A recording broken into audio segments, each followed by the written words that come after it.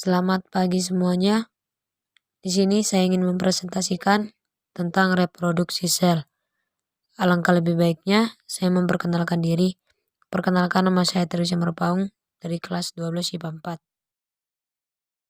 4. Reproduksi sel atau bisa juga disebut dengan pembelahan sel terdiri dari 3, yaitu yang pertama amitosis atau pembelahan biner, yang kedua mitosis atau tidak terjadi pembelahan sel, dan yang ketiga meiosis atau terjadi pembelahan sel.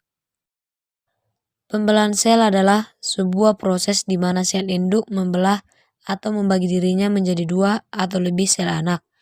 Pembelahan sel biasanya merupakan bagian kecil dari suatu siklus yang lebih besar. Ahli biologi membedakan proses pembelahan diri menjadi 3 jenis, yaitu amitosis, mitosis, dan meiosis. Yang pertama, pembelahan sel amitosis.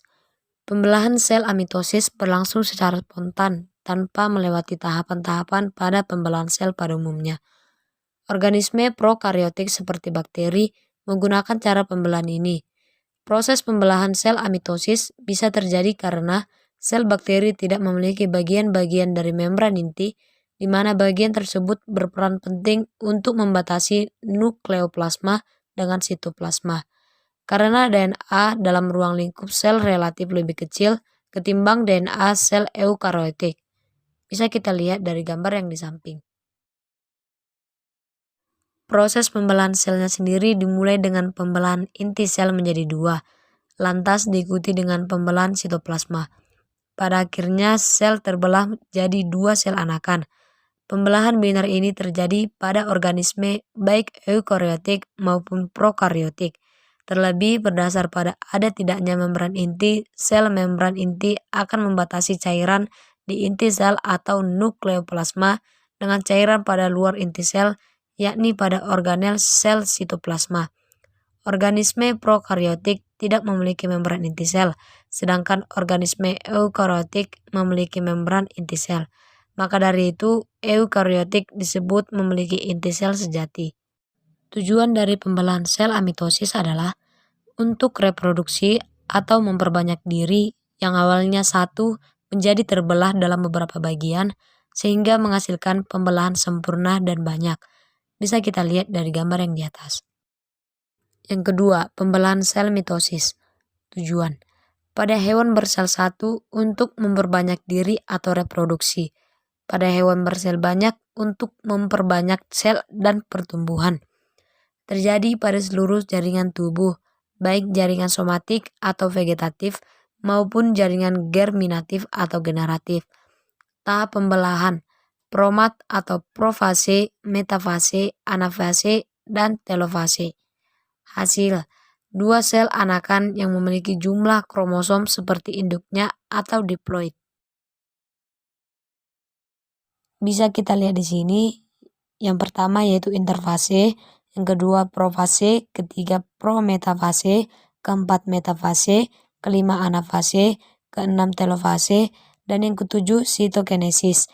Di sini kita bisa melihat bagaimana dia berkembang dari yang pertama sampai yang ketujuh. Di sini saya akan menjelaskan satu persatu prosesnya, yaitu yang pertama interfase. Tahap interfase merupakan tahap persiapan yang esensial untuk pembelahan sel karena pada tahap ini kromosom direplikasi. Saat pembelahan sel, kromatin dikemas sangat padat atau kompak sehingga tampak sebagai kromosom. Selama interfase, kromatin tidak terlalu terkondensasi untuk ekspresi informasi genetik. Yang kedua, profase. Benang-benang kromatin makin menjadi pendek sehingga menjadi tebal. Terbentuklah kromosom-kromosom. Tiap kromosom lalu membelah dan memanjang dan anakan kromosom ini dinamakan kromatid. Membran inti mulai menghilang. Sentriol atau bentuk seperti bintang dalam sitoplasma juga membelah. Yang ketiga, prometafase. Profase akhir atau prometafase dimulai dengan penghancuran membran inti menjadi vesikel-vesikel membran kecil. Selama periode ini, kromosom terus berkondensasi serta berangsur-angsur memendek dan menebal hingga siap untuk bermitosis. Mikrotubul kinetoch terlihat dan menempel pada mikrotubul poral, kromosom mulai bergerak. 4. Metafase. Pertama, mikrotubul meluas menuju setiap ujung yang berlawanan dan membentuk spin pole atau mitocenter. Pada sel hewan, setiap spin pole mengandung sepasang sentriol. Kedua, benang mitosis memposisikan kromosom berjajar pada bagian tengah sel atau disebut keping metafase. Pengaturan ini memastikan bahwa setiap sel anak menerima satu salinan kromosom. Kelima, anafase. Kedua buah kromatid memisahkan diri dan ditarik benang gelendong yang dibentuk di tiap kutub sel yang berlawanan. Tiap kromatid itu memiliki sifat keturunan yang sama. Mulai saat ini, kromatid-kromatid berlaku sebagai kromosom baru. Yang keenam, telofase. Proses yang terjadi pada tahap telofase adalah sebagai berikut. Kromosom pada masing-masing kutub kembali menipis menjadi benang-benang kromatin. Nukleus dan membran inti kembali terbentuk. Terjadi penebalan membran sel di bagian ekuator sehingga sitoplasma terbagi menjadi dua atau sitokinesis. Terbentuk dua anak sel baru yang identik dengan sel induk. Dan yang terakhir, yang ketujuh, sitokinesis. Sitokinesis adalah bagian dari proses pembelahan sel, yaitu sitoplasma dari satu eukariotik sel membelah menjadi dua sel anak. Pembagian sitoplasma dimulai selama atau setelah tahap akhir dari pembelahan inti dan mitosis dan meiosis. Selama sitokinesis, benang gelendong berpisah dan mengangkut kromatid yang digandakan ke dalam sitoplasma sel anak yang sudah terpisah. Hal ini untuk memastikan bahwa jumlah dan kelengkapan kromosom tetap terjaga dari satu generasi ke generasi berikutnya. Umumnya, sel anak akan merupakan salinan fungsional dari sel induk, kecuali dalam kasus tertentu. Setelah selesai telofase dan sitokinesis, setiap anak memasuki interfase dari siklus sel. Yang kedua, pembelahan sel meiosis. Pembelahan meiosis adalah pembelahan sel yang terdapat pada sel reproduksi. Tujuan pembelahan meiosis ini adalah untuk menghasilkan 4 sel baru di mana setiap sel memiliki kromosom berjumlah setengah dari kromosom sel lama atau induknya. Perbedaan pembelahan mitosis dan meiosis yang paling mencolok adalah jumlah kromosom yang dihasilkan pada proses pembelahan selnya. Secara umum, fase pembelahan mitosis dan pembelahan meiosis hampir sama, yang membedakan adalah proses pembelahan meiosis dibagi menjadi 2 tahap. Ciri-ciri dan tujuan pembelahan meiosis. Ciri-ciri pembelahan meiosis adalah yang pertama, membutuhkan waktu yang lebih lama dibandingkan pembelahan mitosis, serta dengan proses yang lebih kompleks. Kedua, meiosis dibagi menjadi 2 pembelahan nukleus atau karyokinesis, yaitu meiosis pertama dan meiosis kedua. Ketiga, perbedaan meiosis pertama dan meiosis kedua yang paling menonjol adalah adanya pindah saling dan pengandaan kromosom. Sedangkan tujuan dari pembelahan meiosis adalah yang pertama, tujuan dari pembelahan meiosis yakni menghasilkan gamet. Kedua, mengurangi separuh jumlah kromosom. Ketiga, meningkatkan variabilitas genetik pada gamet. Di sini kita bisa melihat proses pembelahan meiosis dari tahap interfase, profase pertama, metafase pertama, dan selanjutnya. Profase pertama yaitu membran inti mulai rusak menjadi bagian-bagian kecil atau fragmen dan terbentuk gelendong pembelahan. Benang-benang kromatin memadat menjadi kromosom dan kromosom homolog berpasangan. Terjadi pindah silang atau pertukaran segmen molekul DNA yang sesuai di antara kromatid dan non-saudara. Bisa kita lihat dari gambar yang pertama. Kedua, metafase pertama. Kromosom berjajar pada bidang pembelahan. Ketiga, anafase pertama. Kromosom yang homolog memisah dan bergerak ke kutub-kutub yang berlawanan. Keempat, telofase pertama. Kromosom homolog memisah dan bergerak ke kutub-kutub yang berlawanan.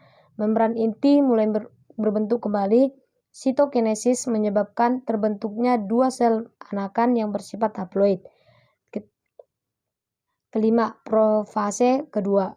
Membran inti mulai rusak menjadi bagian-bagian kecil atau fragmen dan terbentuk gelendong pembelahan.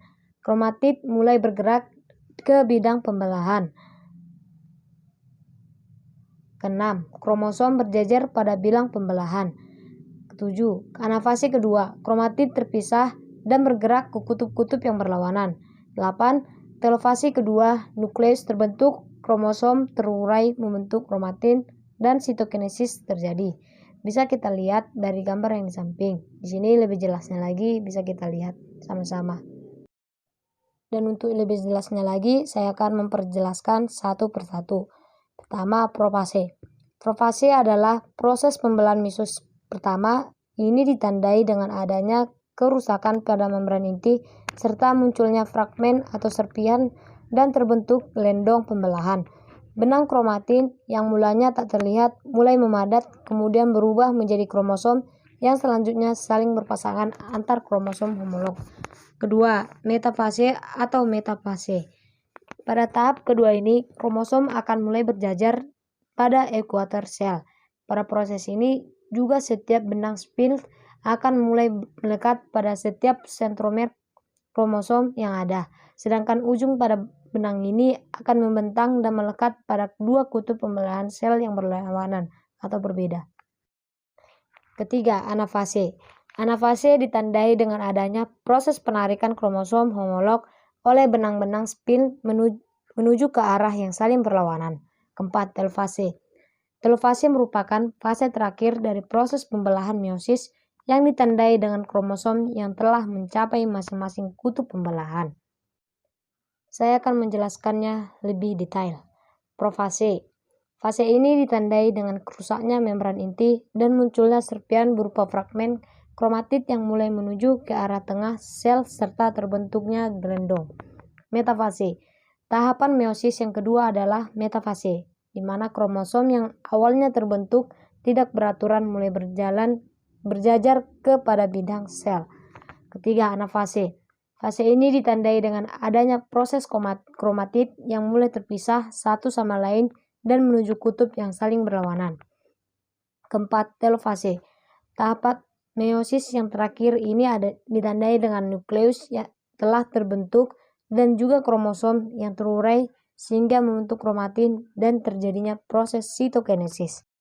Proses pembelahan sel yang ketiga adalah gametogenesis. Gametogenesis adalah proses diploid dan haploid yang mengalami pembelahan sel dan diferensial untuk membentuk gamet haploid dewasa. Tergantung dari siklus hidup biologi organisme, gametogenesis dapat terjadi pada pembelahan meiosis gametosit diploid menjadi berbagai gamet atau pada pembelahan mitosis sel gametogen haploid. Contohnya, tanaman menghasilkan gamet melalui mitosis pada gametofit. Gametofit tumbuh dari spora haploid setelah meiosis spora. Di sini kita bisa melihat prosesnya. Yang selanjutnya, oogenesis. Oogenesis adalah proses pembentukan sel telur atau ovum di dalam ovarium. Oogenesis dimulai dengan pembentukan bakal sel-sel telur yang akan disebut oogonia atau tunggal oogonium. Pembentukan sel telur pada manusia dimulai sejak di dalam kandungan, yaitu di dalam ovari fetus perempuan. Pada akhir bulan ketiga usia fetus, semua oogonia yang bersifat diploid telah selesai dibentuk dan siap memasuki tahap pembelahan. Kemudian spermatogenesis. Spermatogenesis berasal dari kata sperma dan genesis atau pembelahan. Pada spermatogenesis terjadi pembelahan secara mitosis dan meiosis. Spermatogenesis merupakan tahap atau fase-fase pendewasaan sperma di epididymis. Setiap satu spermatogonium akan menghasilkan 4 sperma matang. Selanjutnya, mikrosporogenesis dan makroporogenesis. Mikroporogenesis merupakan proses pembentukan gamet jantan terjadi di dalam kepala sari. Di dalam kepala sari terdapat kantung serbuk sari. Di dalamnya ada berbagai sel-sel induk serbuk sari atau mikrospora yang diploid. Sedangkan makroporogenesis atau megasporogenesis adalah pembentukan gamet betina berlangsung di dalam ovarium atau bakal buah. Di dalam ovarium terdapat bakal biji atau ovulum yang mengandung sel induk megaspora. Untuk yang lebih jelasnya lagi bisa kita lihat dari gambar yang di samping. Di situ sudah saya jelaskan secara detail. Kemudian proses meiosis serbuk sari. Tahapan pembentukan mikrosporogenesis. Pertama, sel induk mikrospora melakukan pembelahan meiosis pertama dan menghasilkan sepasang sel haploid. Kedua, sepasang sel haploid membelah meiosis kedua menghasilkan 4 mikrospora haploid yang berkelompok menjadi satu atau tetrat. Ketiga, setiap mikrospora mengalami pembelahan karyokinesis sehingga menghasilkan 2 inti haploid, yaitu inti vegetatif atau inti saluran serbuk sari dan inti generatif. Keempat, inti generatif membelah secara mitosis sehingga membentuk 2 inti sperma yang dikenal dengan inti generatif pertama dan inti generatif kedua. Tahapan makrosporogenesis atau megasporogenesis. Pertama, sebuah sel induk megaspora dengan inti diploid di ovarium mengalami pembelahan meiosis pertama dan menghasilkan 2 sel haploid.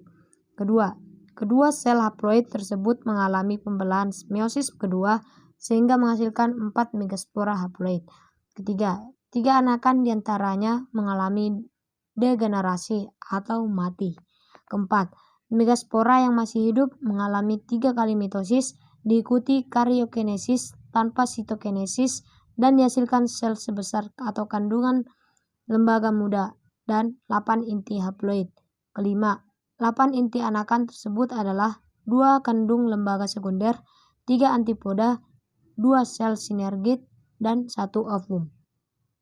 Pembuahan ganda pada angiospermae. Pembuahan pada tumbuhan adalah proses meluburnya atau menyatunya inti sperma dan ovum yang terjadi di dasar putik untuk membentuk embrio tumbuhan. Dalam tumbuhan tingkat tinggi dikenal 2 macam pembuahan, yaitu pembuahan tunggal dan pembuahan ganda. Pembuahan tunggal terjadi pada gymnospermae atau tumbuhan berbiji terbuka, sedangkan pembuahan ganda terjadi pada angiospermae atau tumbuhan berbiji tertutup. Angiospermae mengalami pembuahan ganda untuk membentuk embrio dan cadangan makanan atau endosperma. Disebut pembuahan ganda karena memang terjadi 2 kali proses pembuahan, yaitu pertama, peleburan inti sperma pertama dengan ovum atau sel telur membentuk zigot yang akan berkembang menjadi embrio. Kedua, peleburan inti sperma kedua dengan inti kandung lembaga sekunder membentuk endosperma atau cadangan makanan. Pembuahan akan diawali terlebih dahulu oleh proses penyerbukan, yaitu jatuhnya serbuk sari pada kepala putik. Inti generatif dalam serbuk sari akan membelah menjadi inti sperma pertama dan inti sperma kedua. Setelah beberapa saat, serbuk sari akan berkecambah membentuk tabung serbuk sari sebagai jalan menuju kantung embrio. Kantung embrio terdapat pada dasar putik dan merupakan tempat terjadinya pembuahan. Inti sel serbuk sari nantinya akan berjalan di sepanjang tabung serbuk sari untuk mencapai kantung embrio tersebut. Inti vegetatif akan berjalan di depan inti sperma karena berperan sebagai penunjuk jalan bagi kedua inti sperma tersebut. Setelah sampai di kantung embrio, inti sperma pertama akan membuahi ovum membentuk zigot dan inti sperma kedua akan membuahi inti kandung lembaga sekunder yang membentuk endosperma. Sel telur yang bersifat haploid atau N akan dibuahi inti sperma pertama dan bersifat haploid atau N, sehingga akan menghasilkan zigot yang bersifat diploid atau 2N. Inti kandung lembaga sekunder akan dibuahi oleh inti sperma kedua sehingga terbentuk endosperma. Endosperma bersifat triploid karena merupakan penyatuan 2 inti kandung lembaga sekunder dan inti sperma kedua yang masing-masing bersifat haploid. Bagi yang belum mengerti, di sini kita bisa melihat dari gambarnya bagaimana prosesnya. Zigot nantinya akan berkembang menjadi embrio calon individu baru, sedangkan endosperma merupakan cadangan makanan bagi perkembangan embrio. Endosperma akan digunakan sebagai sumber makanan pertama pada proses percembahan biji. Pembuahan ganda yang hanya terjadi pada angiospermae, sedangkan pada gymnospermae terjadi proses yang berbeda yang disebut pembuahan tunggal. Gymnospermae hanya mengalami pembuahan tunggal sehingga tidak menghasilkan endosperma sebagai cadangan makanan. Perbedaan mitosis dan meiosis. Aspek tujuan. mitosis. Pada makhluk hidup bersel satu bertujuan untuk memperbanyak diri atau reproduksi.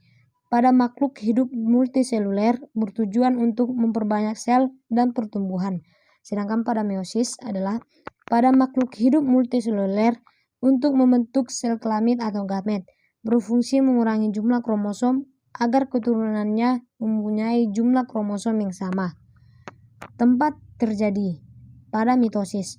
Pada tumbuhan terjadi di jaringan meristematis, misalnya di ujung batang, ujung akar, dan kambium. Pada hewan terjadi di sel-sel somatik atau sel tubuh. Sedangkan pada meiosis adalah pada tumbuhan terjadi di benang sari dan putik, pada hewan terjadi di alat kelamin. Tahap pembelahan pada mitosis terjadi lewat rangkaian tahapan, yaitu profase, metafase, anafase, telofase, dan interfase. Sedangkan pada meiosis terjadi dua rangkaian tahapan, yaitu meiosis pertama dan meiosis kedua. Meiosis pertama diantaranya profase pertama, zygonema, pakionema atau diploenema, metafase pertama, anafase pertama, dan telofase pertama. Sedangkan pada meiosis kedua diantaranya profase kedua, metafase kedua, anafase kedua, dan telofase kedua. Hasil pada mitosis, dua sel anakan yang mempunyai jumlah kromosom seperti induknya atau diploid. Sedangkan pada meiosis adalah 4 sel anakan yang mempunyai setengah jumlah kromosom induknya atau haploid. Sekian presentasi dari saya, sekian dan terima kasih.